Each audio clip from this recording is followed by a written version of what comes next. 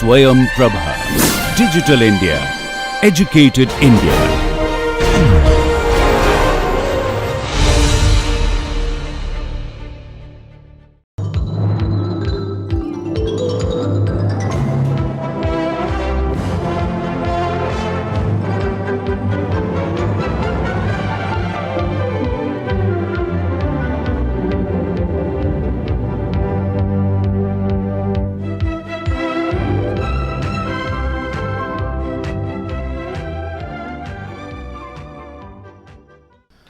And as we emerge from about 2/3 of the course content, one overpowering impression which must be clear to all of you is that organization management has at the heart of it issues of task, design, structure, processes. It is one of those areas which is unique and exclusive to management, and it's not a migration from some of the other disciplines. For example, if you do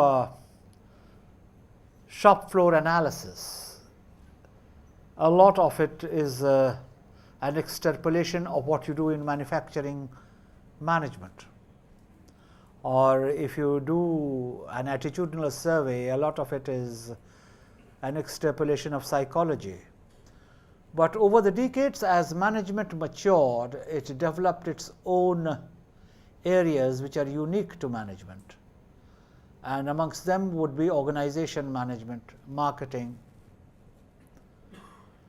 advertising.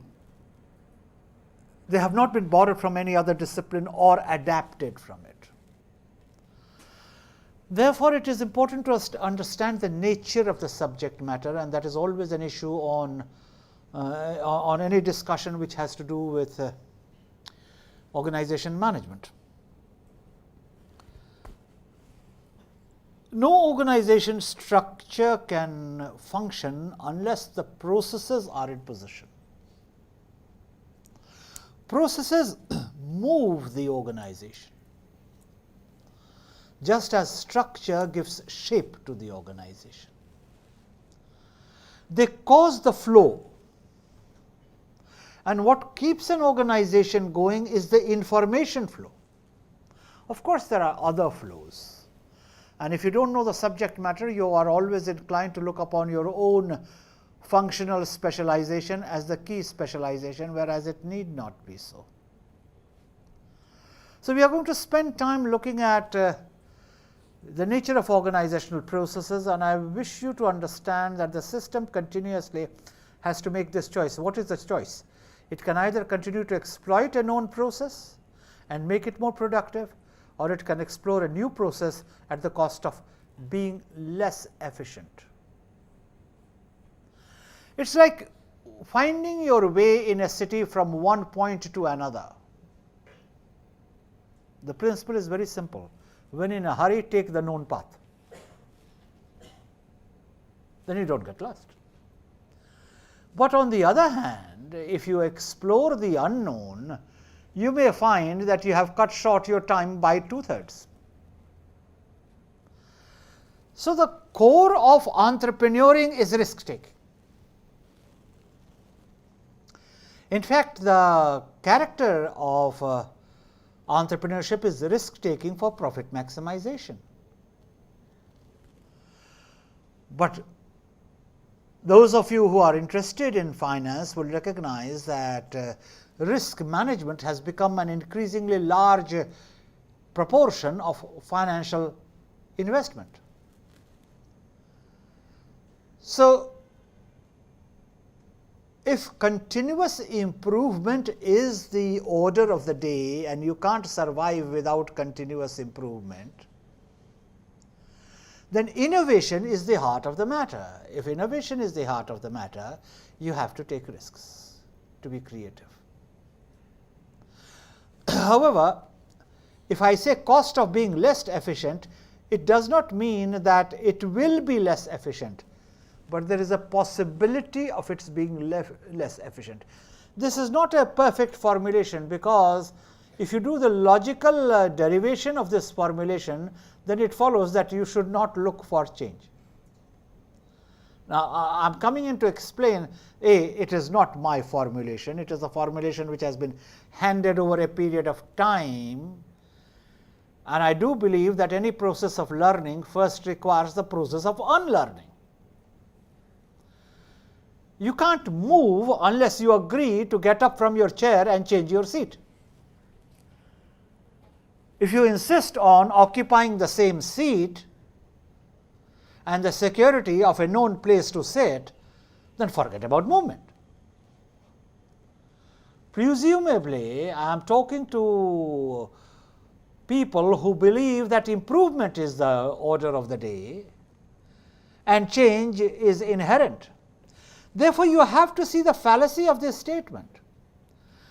It says either it can continue to exploit a known process or explore a new process at the cost of being less efficient.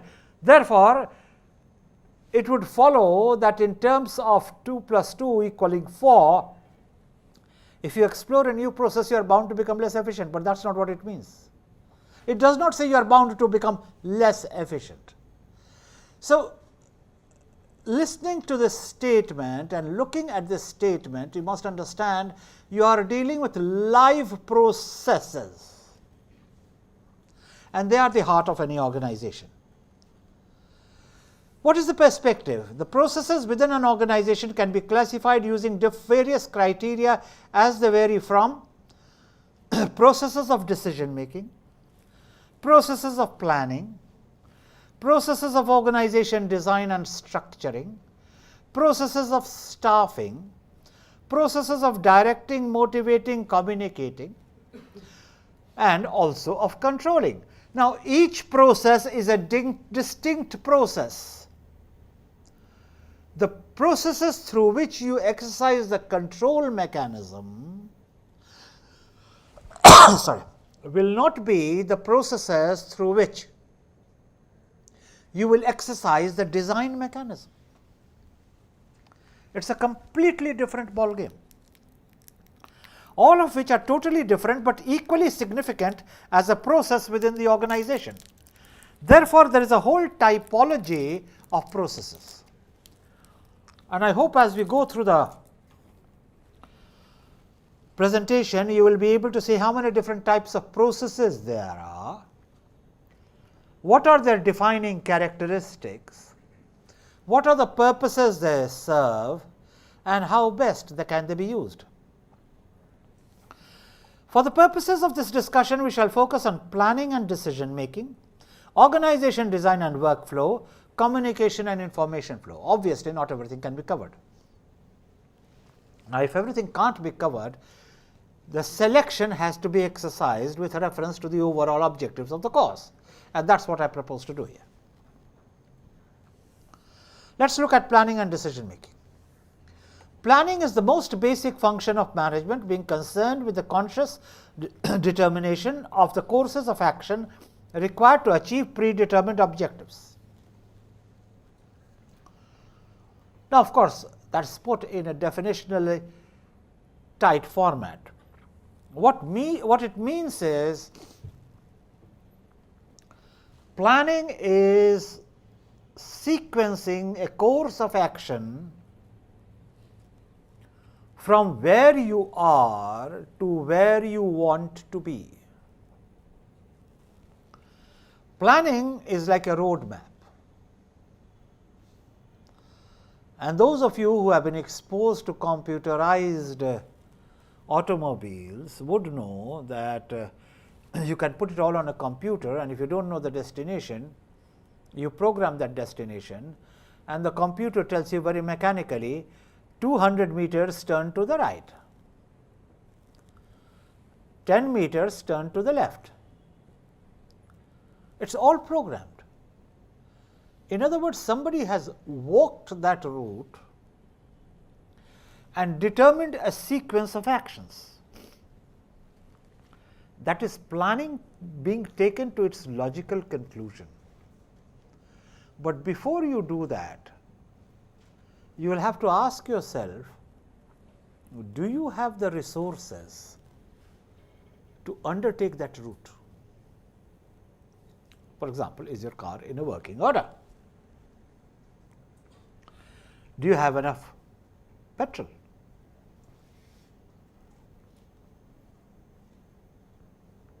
And I can talk of a whole host of resources. Therefore, planning is not necessarily a very detailed activity. It may be. So, there is a process of planning, and I intend to spend some time discussing with you the processes of planning. It is also viewed as decision making, since it is to decide in advance about what is to be done. That is the plan. When it is to be done, by whom it is to be done, and how it is to be done. Now, let us understand these 4 questions in a management format. What is to be done is the objective, and from the objectives you get the content. When it is to be done is the sequencing, it is the timing. By whom it is to be done is the process of staffing, which in human resources terms is called the processes of manpower allocation. How many people in what department, in what division, in what skills? Not only that, in what order? The issues of staffing come under by whom it is to be done, and how it is to be done. We go back to the favorite duo of capability. How it is to be done will be determined by capability, or put very simply, competency, which is why in organization mapping, competency mapping is a very important tool. If you do not have a competency map of the people who are with you, then how do you position them? Unless you have the inventory of the skills available to you and you know which individuals has what, how do you decide by whom it is to be done? Not only that, more often than not, this person will have to be given the prerogative of deciding when it is to be done. Pre-programming can be done only up to a point. The planning process therefore deals with crystallizing the opportunity or a problem.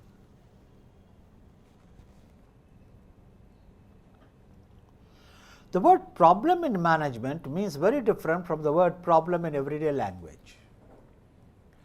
The word problem in management is used in the sense of a proposition, not to be confused with preposition. A proposition. It is a statement, and no matter what is the situation, management seeks to improve that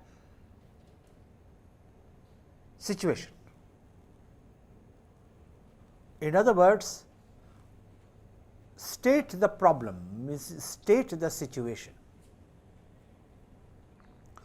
and then irrespective of what it is, you look for interventions to improve that proposition. Securing and analyzing the necessary information. No decision making can take place without adequate information.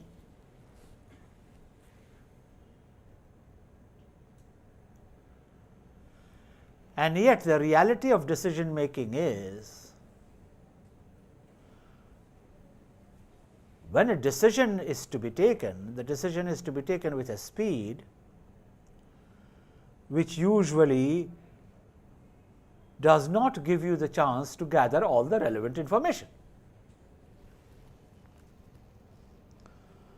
A thief has entered your house, and then you say, Mr. Thief, could you just wait while I look at my computer and figure the configuration of the room design, and let me get the information on who is awake, who is asleep, and then I will decide what is the best way of intercepting you.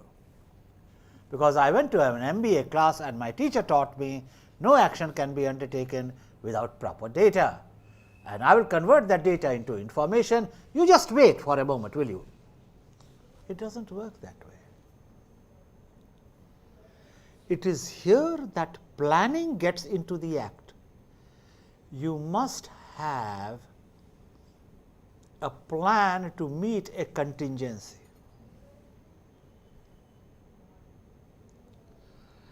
And you must be drilled enough in the decision making process for that to take place as a reflex action.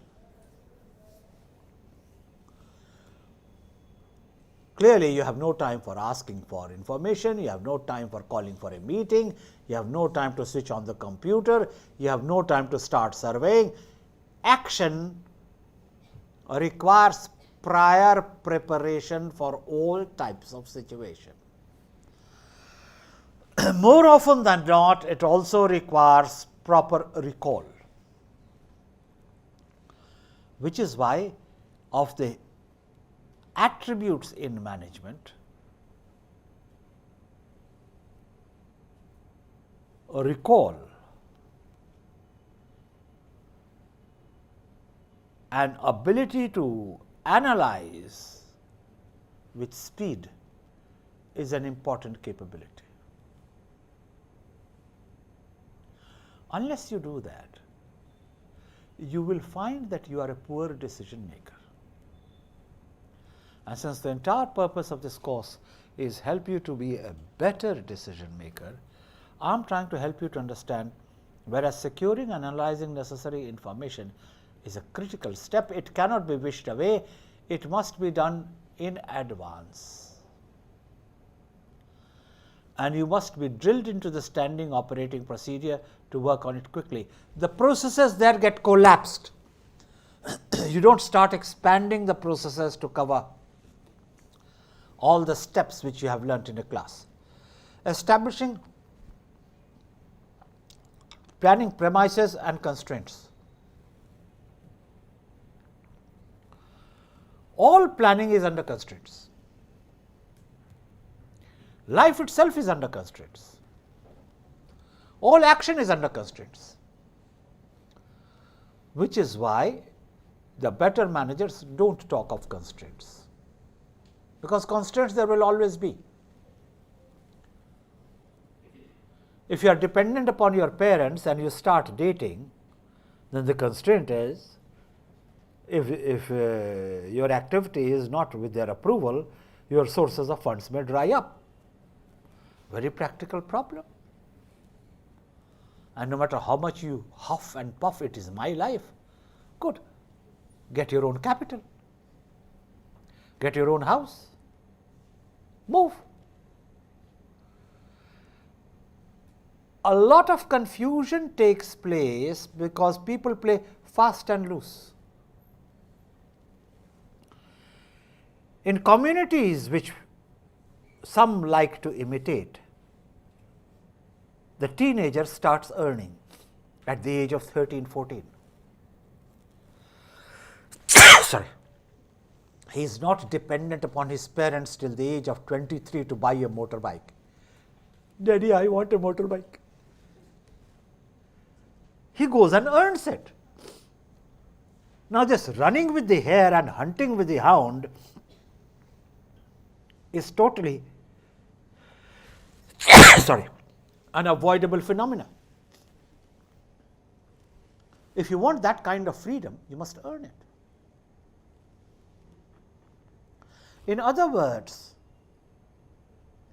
constraints are inherent in every situation. And then when you start earning, you find that the time for him or her has automatically reduced, because nobody gives you money in free packets, reservation or no reservation. Money will always have to be earned. So, how do the processes emerge? The processes emerge out of constraints. And any thinking man begins with first understanding his constraints. Now, the damsel does not step out of her house unless you produce a German car. I won't name the brand. You have nothing other than your grandfather's vintage Ambassador. Tough luck. Taste is a constraint. Then of course you can write all your poems. There is no problem with that. How wonderful I am, and how great I am, and how devoted I am, and there you are. You want a BMW. Yeah, she wants a BMW. Because she knows that at the end of the day, you will turn sour, but the BMW will stay green. Now, if you think I am joking, yeah, I am joking. But I can't be joking to entertain you. There is a serious proposition behind it. What is the proposition? The values determine the constraints. Values are not just ethical propositions. Values are your entire persona.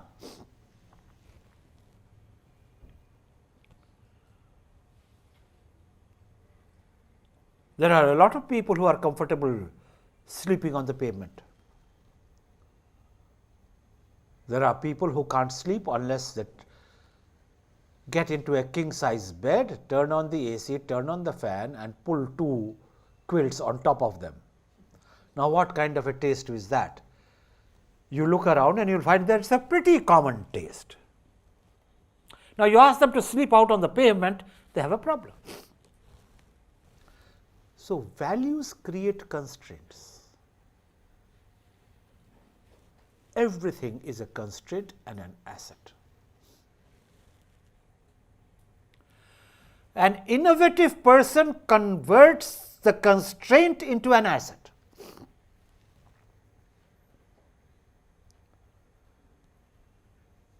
And there is a sukti, like many good sayings in classical languages, and this is from Sanskrit. Veera bhogya vasundhara. Vasundhara का भोग वीर करते हैं. वसुंधरा कहते हैं पृथ्वी को. The planet shall be enjoyed and shall be the surrogate of the brave.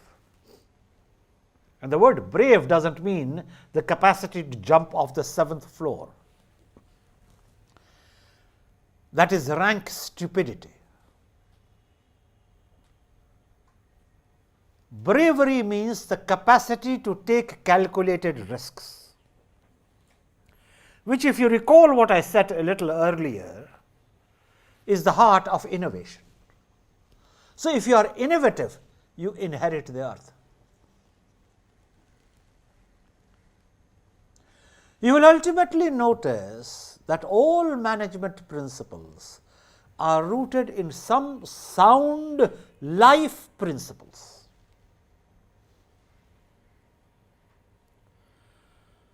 Please try to recall what I said in some sessions preceding this.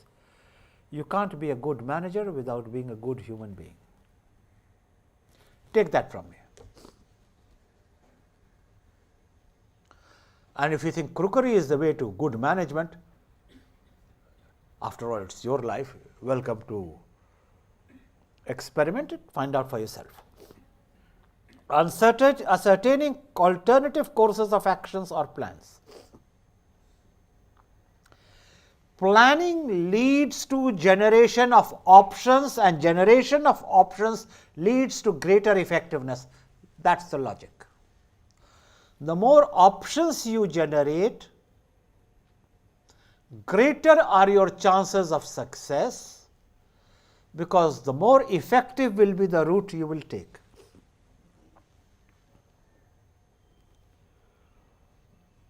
So, if success has a prerequisite, it is the ability to generate options. The planning process is the best insurance of generating viable options. Then you select the optimum plan.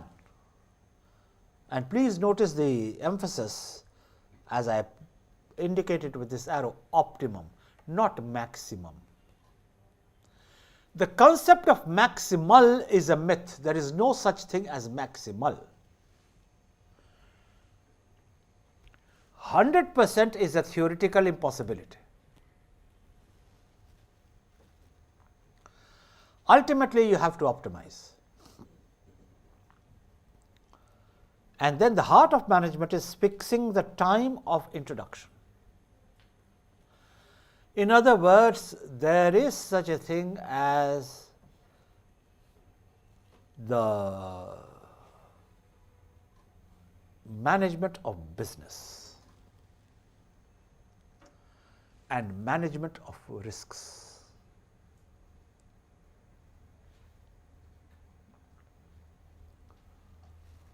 Arranging future evaluations of effectiveness of the plan. Which plan do you select? Which plan has the largest chance of being successful? So that ultimately, after you have generated options, you must learn to assess and evaluate options to choose appropriately.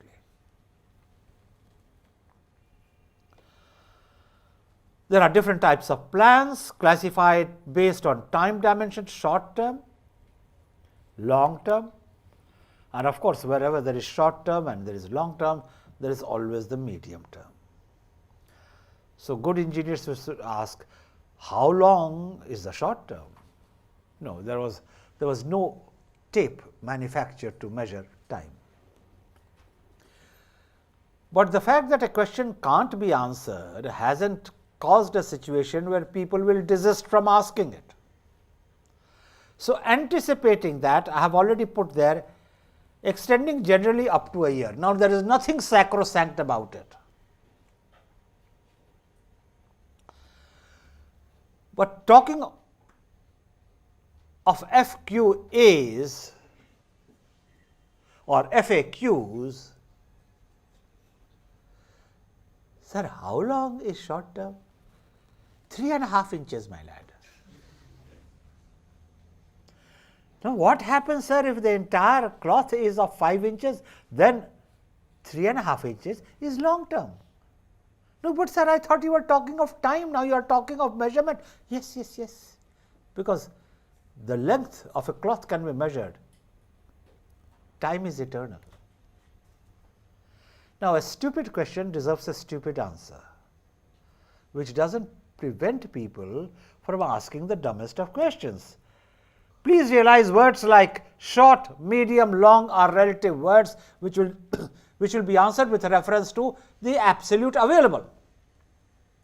If you have only 10 months available, how can 1 year be short term? But the moment somebody asks, frequently asked questions, how long is short term? You say 1 year. 1 year. Done. The answer is received. Now, whether that answer will work or not, by which time interaction is over.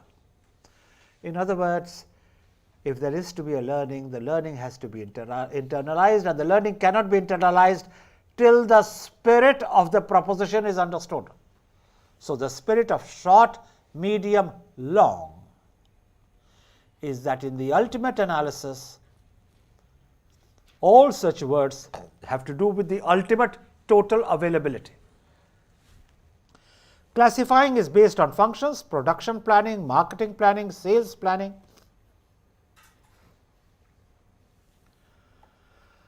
There are different types of plans.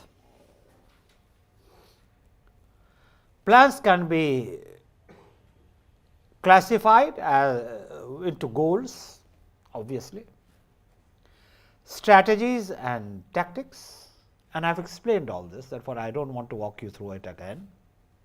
Standards. Now, I am adding to what I have already told you: budgets, policies, procedures, programs, rules, methods. The list is not over here. The list will continue.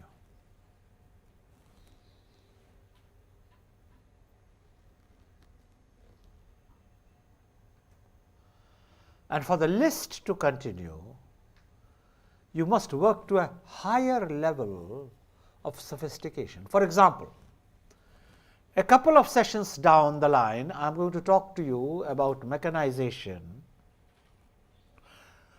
automation, computerization. These are variables which affect work performance. Plans can also be given a typology as per the machine support which they have. I have not talked of it here. The defining characteristic of management is it's a non-definitive discipline, and that's what makes it fascinating.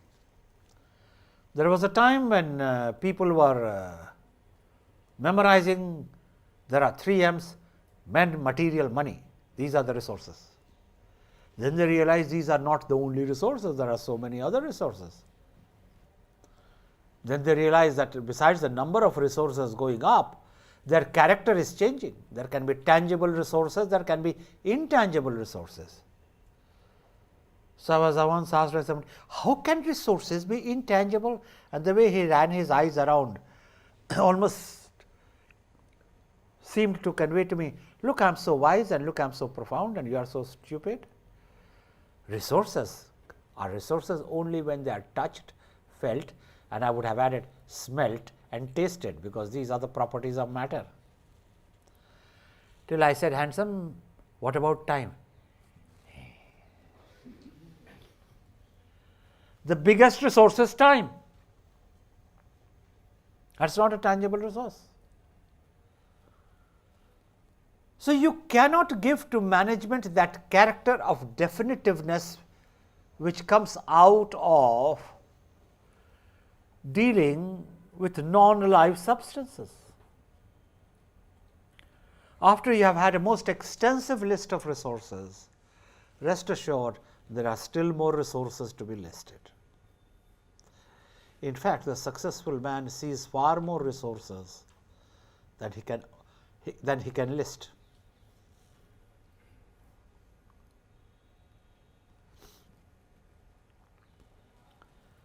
The types of plans then evolve into decision making.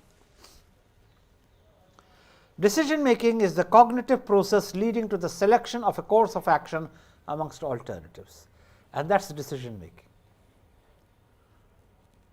Every decision making process produces a final choice. It can be an action or an opinion.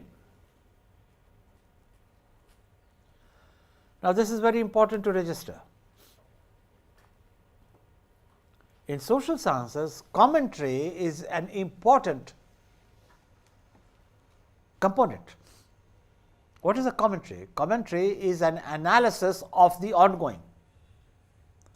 In engineering, there is no commentary. There is only a derivation, and commentary can only be an opinion. Therefore, every decision making produces a final choice. It can be an action or an opinion. Now, of course, those of you who are not exposed to social sciences will find it very difficult to understand this. All it means is you have to raise your abilities to understand social sciences, because you can't say I understand only quantification and I am a super duper engineer, so you must talk to me only in engineering language, otherwise I fall asleep.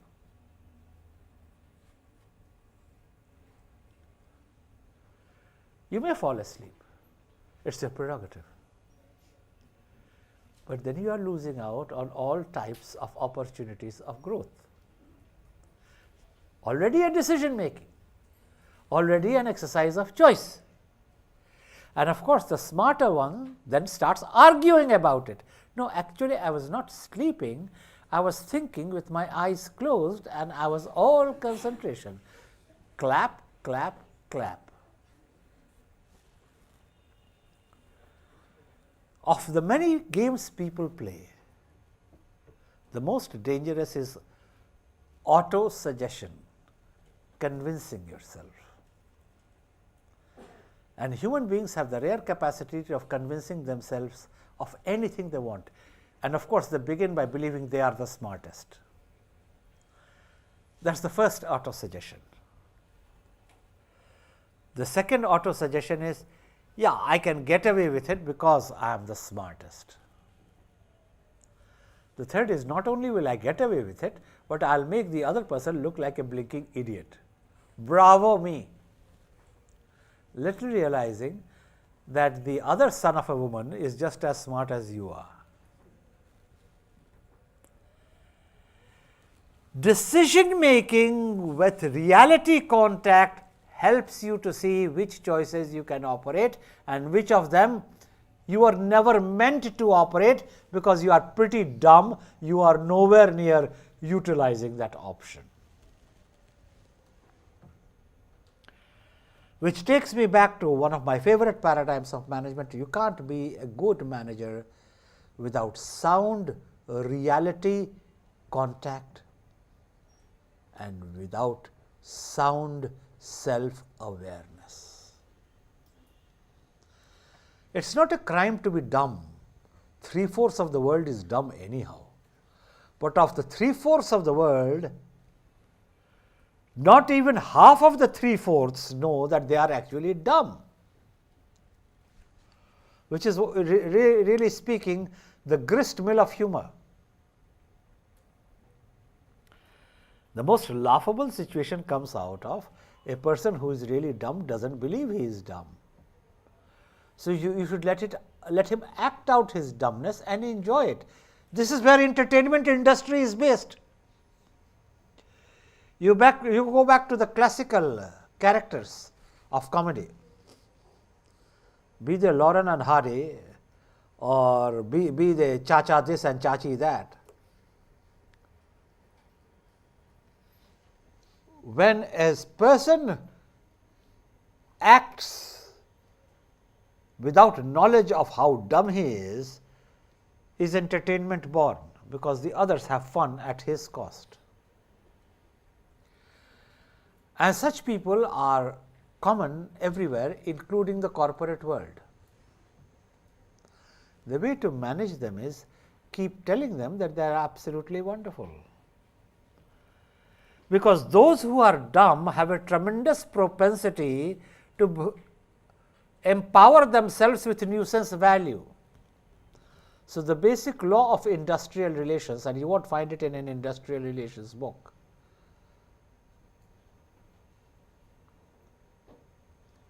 pamper the dumb,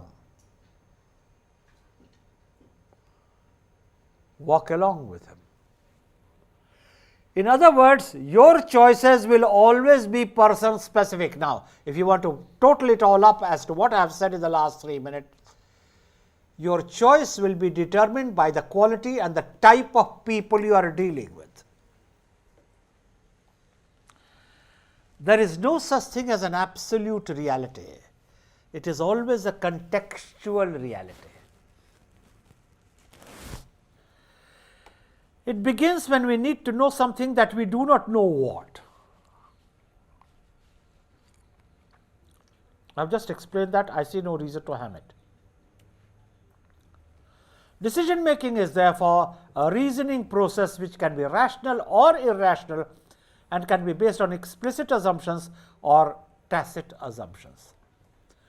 All decision making has a backward linkage to some assumption. This is something which is not often appreciated. Every decision making has a backward linkage to some assumption. If nothing more, the data that I have is reliable. It may not be reliable, but you are making an assumption that it's reliable. The person that I am talking to cannot be trusted. He may be trustworthy, but your assumption is He is not to be trusted. So, all the decision making will then follow that, which takes me to a very significant takeaway if you people can register it. When you have put your foot in a booby trap where you shouldn't have gone to begin with, don't look at the booby trap, look at where your assumptions went wrong.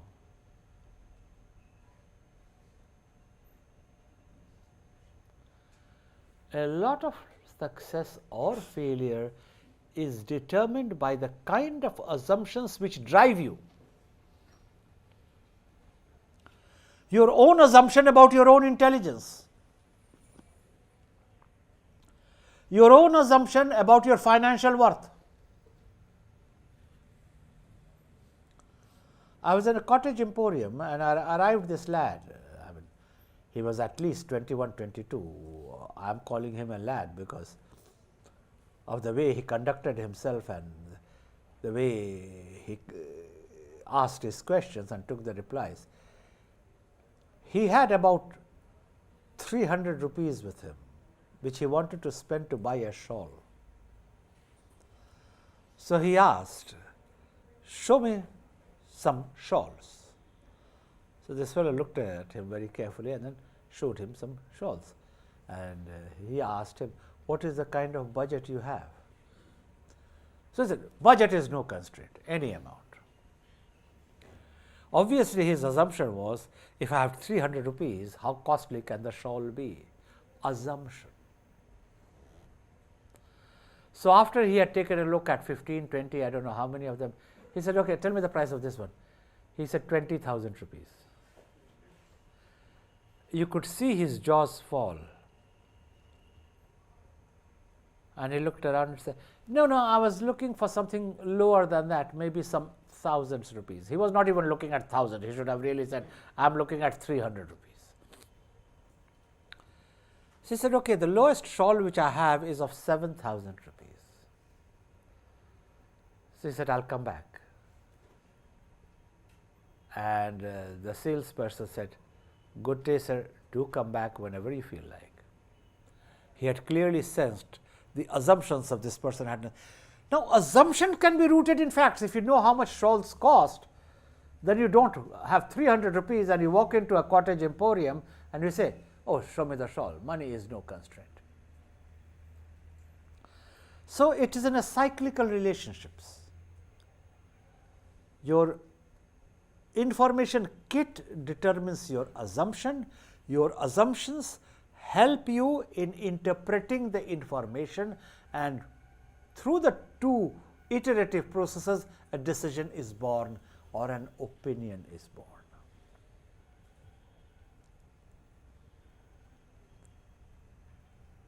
Therefore, to decide means to cut off, or in practical content to come to a conclusion. The meaning of decision making keeps changing. The meaning of decision making keeps changing because the content of decision making keeps changing. The decision making process are of three time aspects of a decision. Past, in which the problems were developed and information collected. Present, where alternatives have to be evaluated and selected. Future, where decisions will be carried out. So, decision making is a continuum. All managerial decision making is a continuum. Therefore, time battles are irrelevant. I am not interested in the past, it is dead and gone. The past is never dead and gone. You are what you are today because of your past, including the food which you ate when you were 6 years old. How is it dead and how is it gone? Or better still, "Oh, I don't believe in the past." Oh, how grand are you?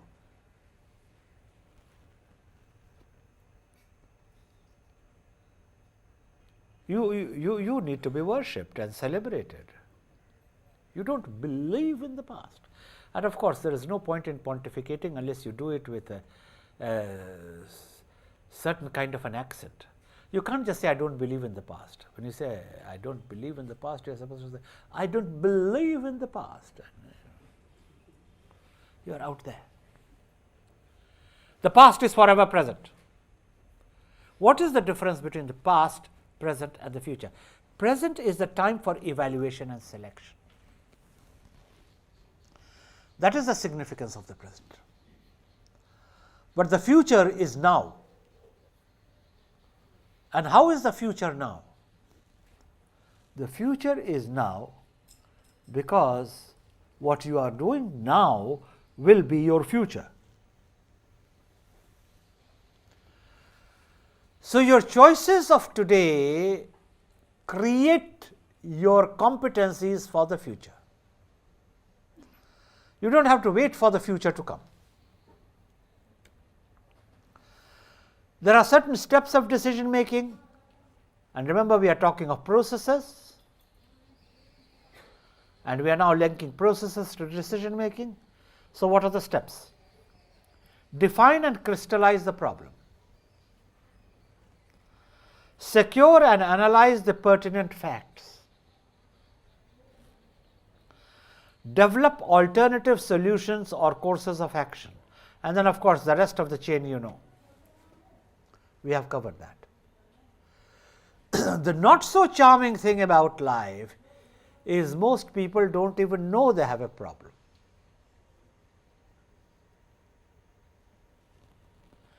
And if you don't know you have a problem, you obviously can't solve it. Therefore, awareness is the first important step in problem solving.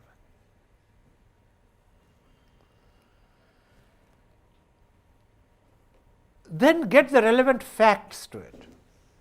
What are the facts? The facts, to recapitulate, are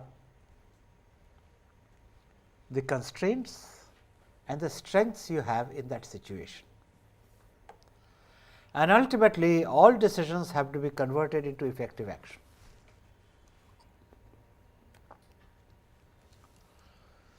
There are different types of decisions. Organizational decisions, personal decisions,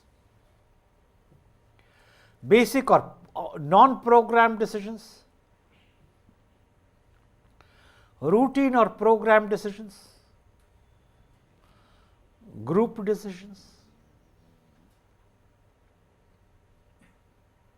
And again, this list can be extended.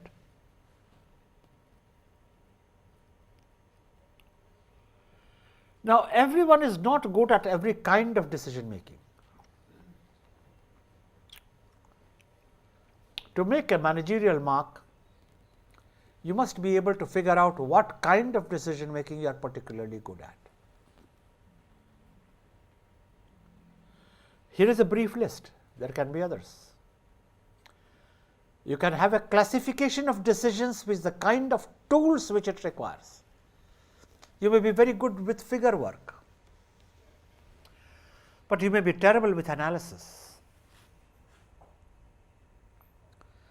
You may be very good at analysis, but you may be very good, very inept in figure work.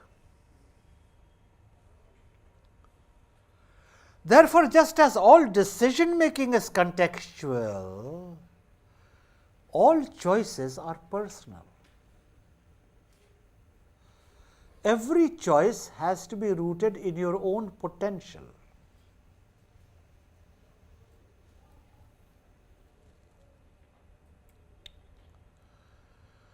Then there are techniques of decision making. Managers at various levels use several techniques for decision making, and some of them are SWOT analysis, analytic hierarchy process, buyer decision processes, and I am going to stop there and come back and explain it, because when you talk of decision making processes, you are really opening a new chapter.